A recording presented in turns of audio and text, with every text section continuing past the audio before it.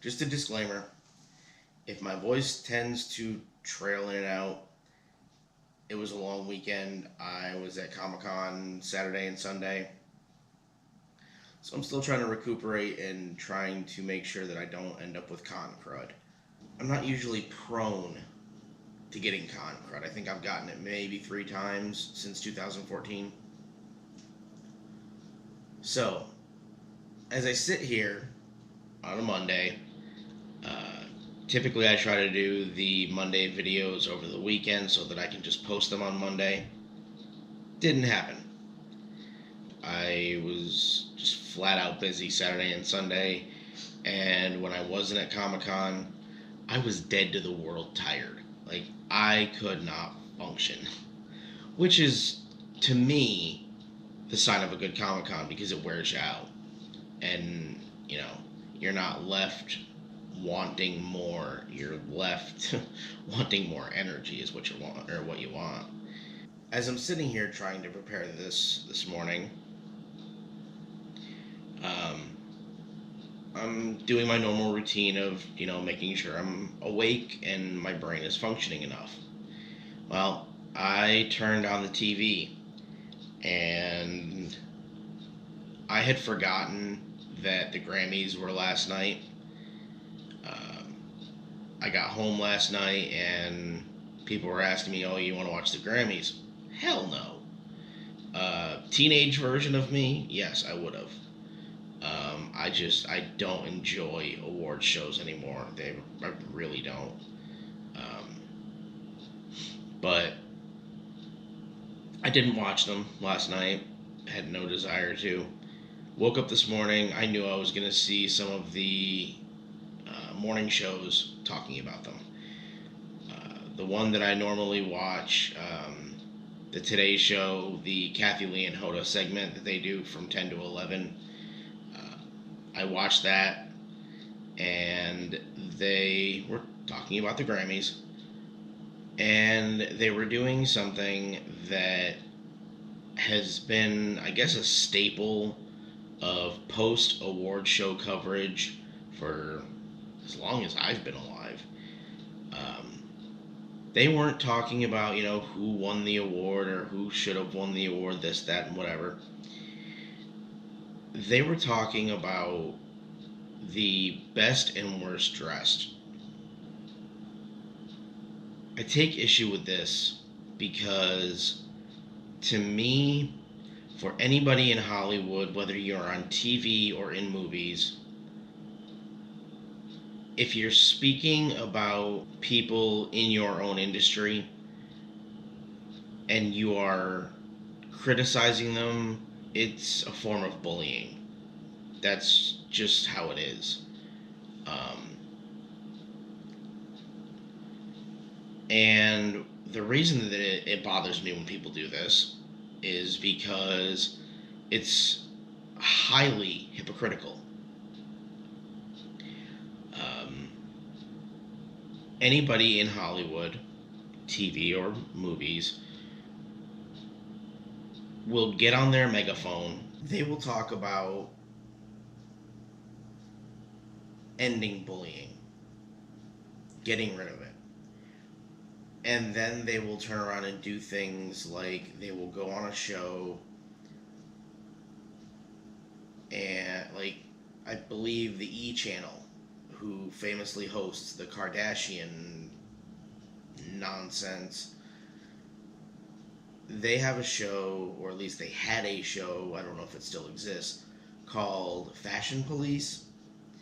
And when it started, I believe it was Joan Rivers, her daughter Melissa, uh, Tim Gunn, maybe, who I believe is part of America's Next Top Model now.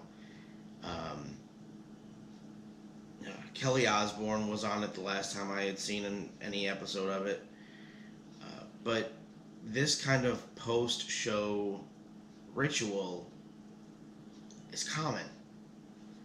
And it blows my mind how these people can sit there and project a narrative of anti-bullying, but they're sitting there picking apart their fellow Hollywood elite.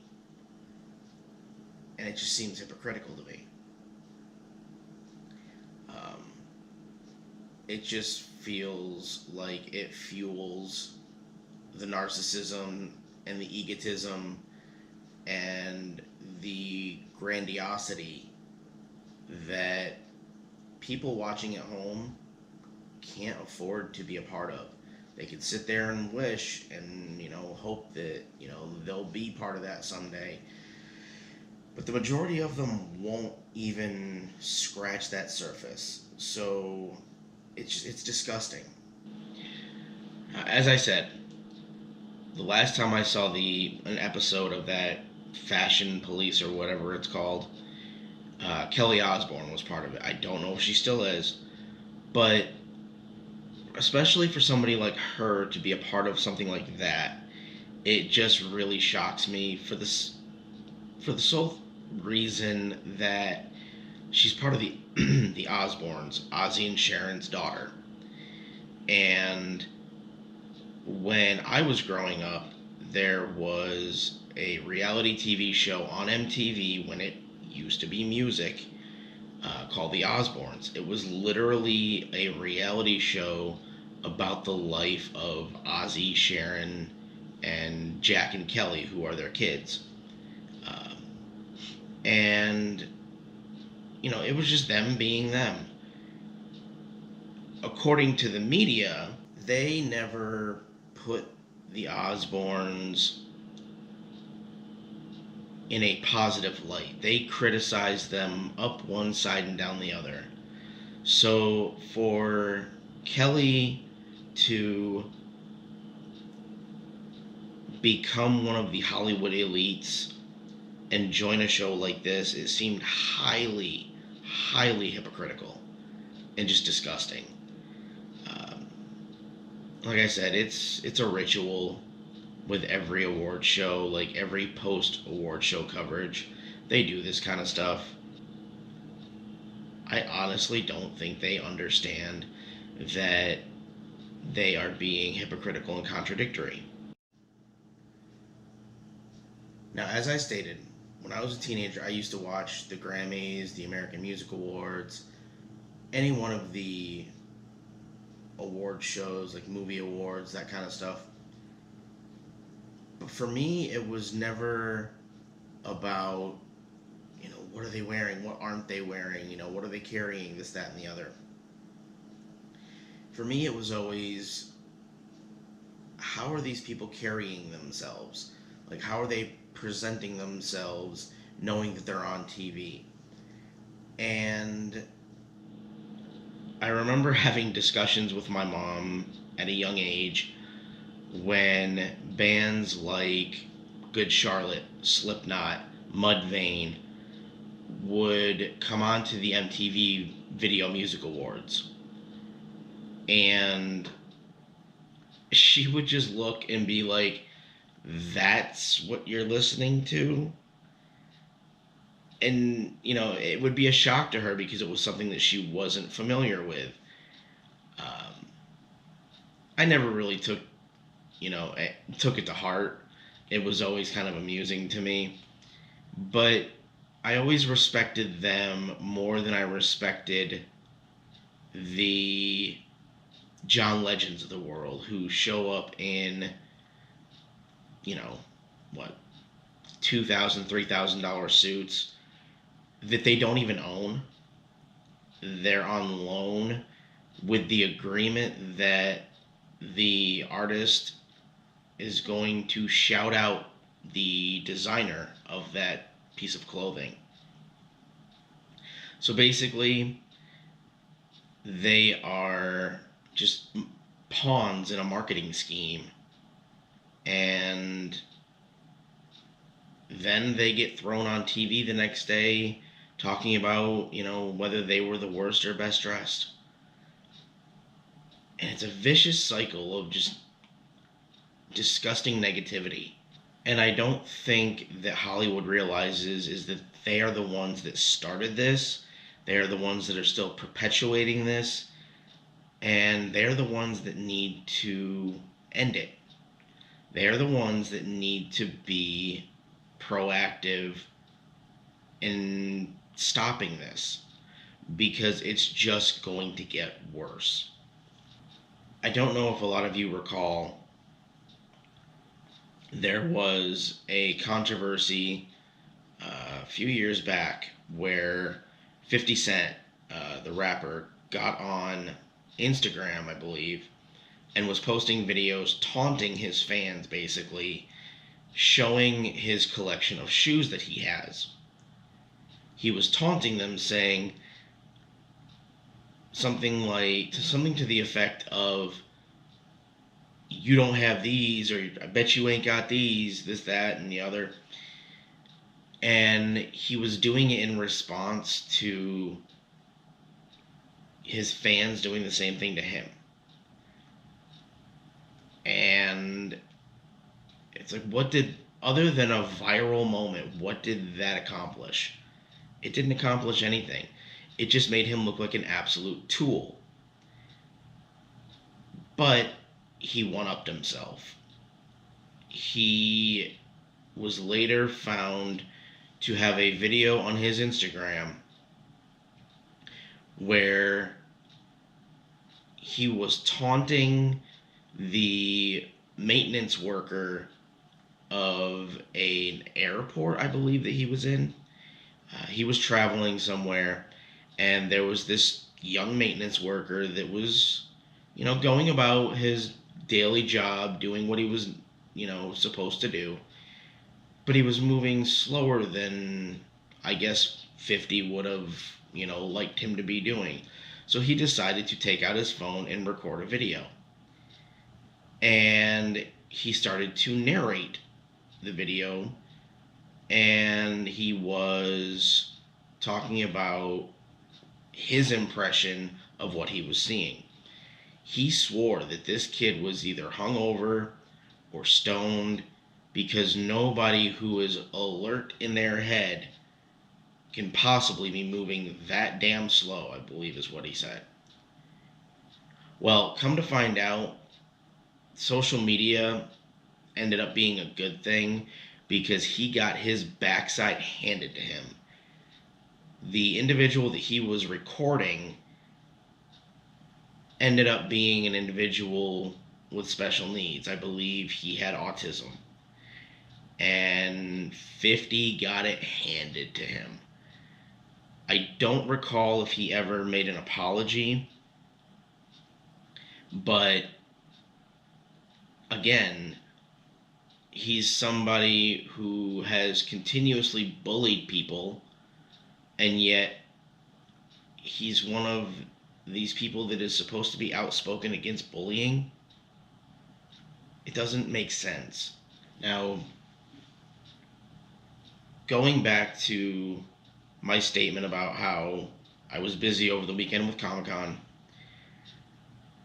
I have always considered Comic-Con, since I started going in 2014, a giant family reunion, because I have never seen so many people in one place, whether it's for 1, 2, or 3 days, or if you go to Dragon Con in Atlanta, it's 5 days. I've never seen so many people who don't know each other any other days of the week come together and be so supportive and uplifting of each other. And it's one of the most healthy environments I've experienced in a long time. I mean, the everyday push and shove that you go through to get through a day doesn't exist in Comic-Con. And one of the things that I wanted to use as a comparison with what I was talking about before regarding, people being on a large stage and being criticized for the, what they have with them or what they're wearing. There is always, or at least the conventions I've been to, there has always been what they call a cosplay contest, which, if people watching my videos aren't aware of what cosplay is, it's basically just a word that is put together mean costume play.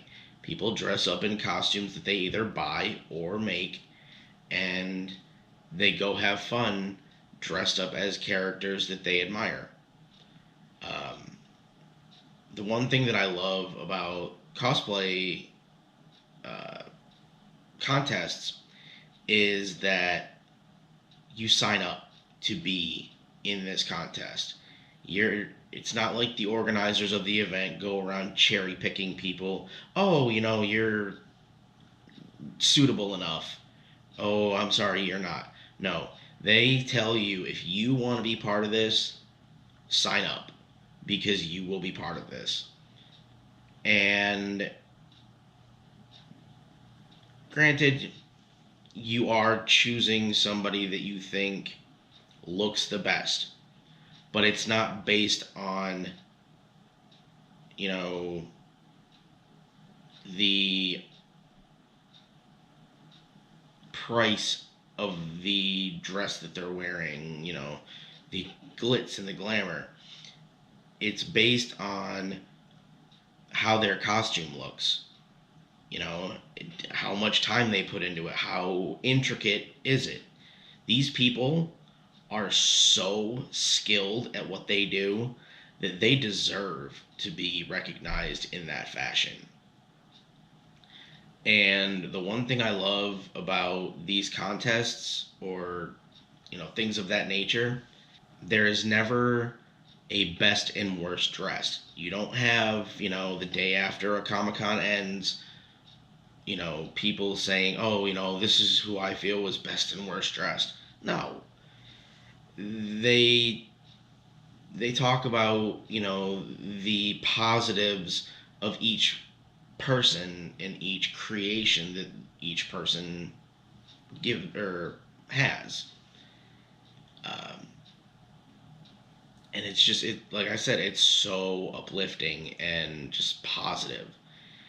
And that finally brings me to my purpose for this video.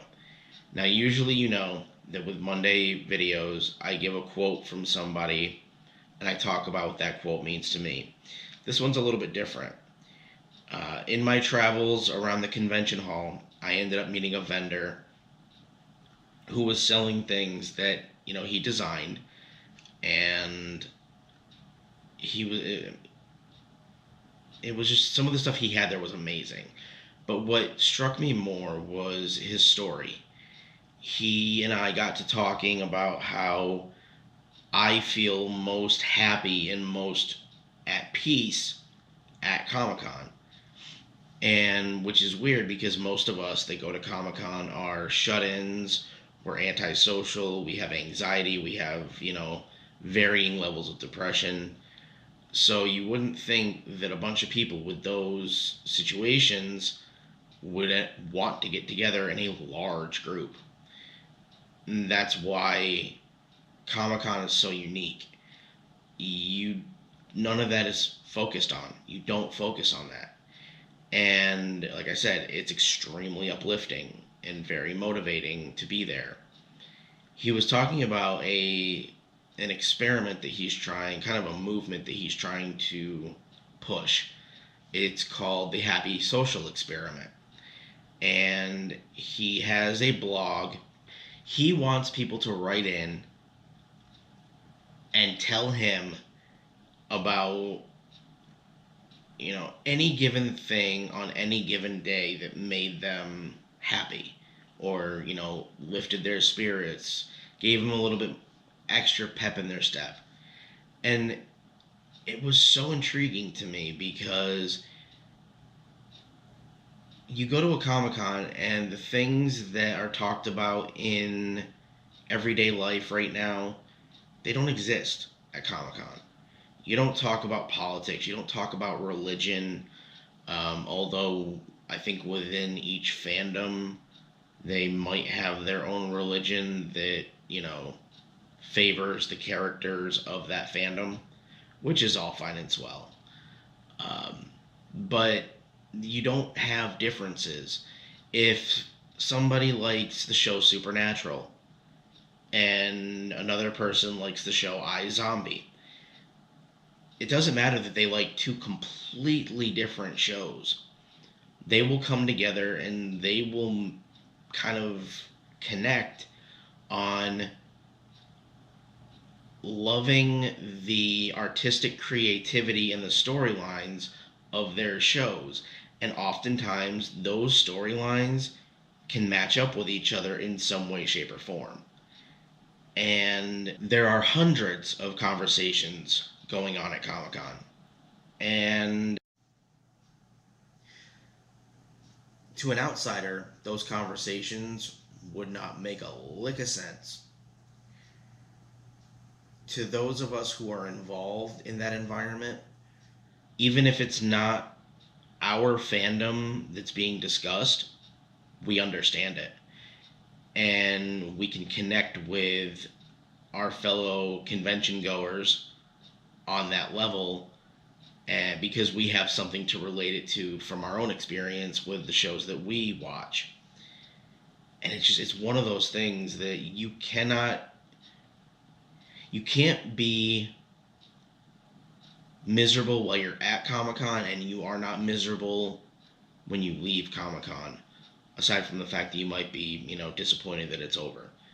But if you go to Comic-Con in a miserable mood, it won't last long, because you're going to find somebody who may be having the same type of frustrations as you, but you're going to end up lifting each other up whether you know it or not.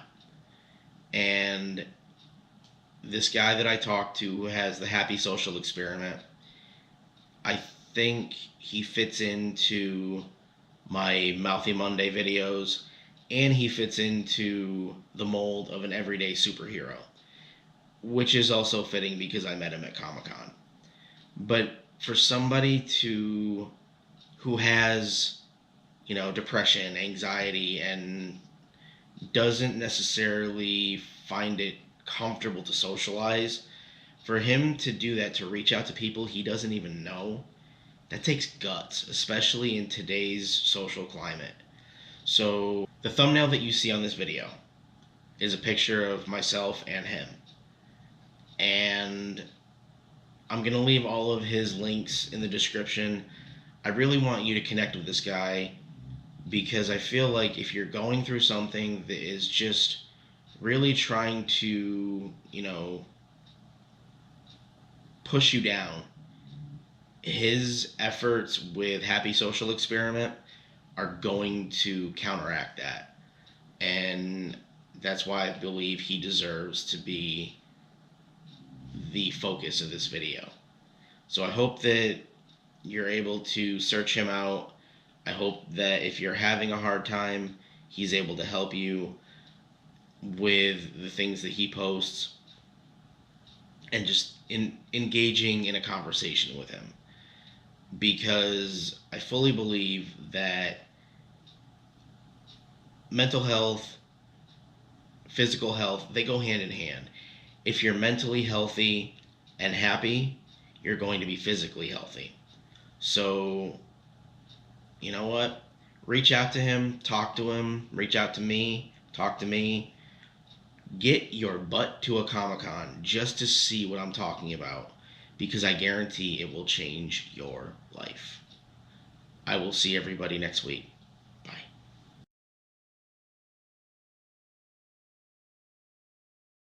Bye.